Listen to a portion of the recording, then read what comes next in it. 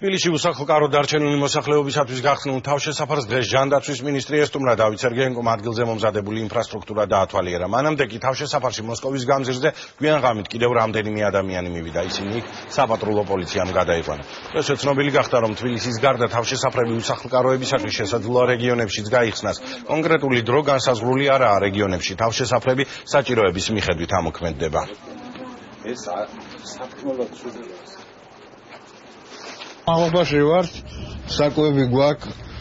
Აქ ეხლა რაღაცა ის კომუნიკაცია ვერაა, აქ ის საფერფარეშოში წყალი არ არის, სტაბილურად მეტპუნქტის მანქანა დგას, თორემ ყველაფერში აკეთებენ, ცდილობენ.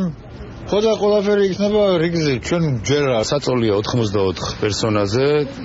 საჭიროების შემთხვევაში ამის გაზრდის პრობლემა არ არის, ანუ შეგვიძლია მივიღოთ ის რაოდენობა, რაც საჭირო იქნება. მობილიზებული 112 სამსახური, მობილიზებულია მთლიანად ფაქტიურად ჯანდაცვის სამინისტრო, მობილიზებულია შინაგანების სამინისტრო, თავდაცვის სამინისტრო და ჩვენი სამინისტრო ინფრასტრუქტურა რეგიონული.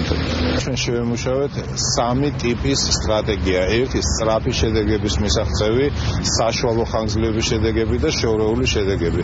სწრაფი შედეგების ტაქტიკას უკვე ვხედავთ, რომ ქუჩაში გაყენვისგან და შიმშილისგან გვეხსნა ადამიანები. რა თქმა უნდა, კარავე არ არის იდეალური გადაწყვეტილება, არც ოპტიმალური, თუმცა სწრაფი შედეგის მისაღწევად, რომ ყინვაში ქუჩაში არ აღმოჩენილიყო ეს ხალხი, უკვე ეს გვაქვს. სამეცნიერო მომსახურებაც უკვე ორგანიზებული არის. პარალელურად ჩვენ მუშაობთ საშუალო ხანგრძლივობის გადაწყვეტილებაზე, რაც გამოიხატება უკვე კაპიტალურ ნაგებობების ან მოდულარული ნაგებობების აწყობა, ასევე თავშესაფრის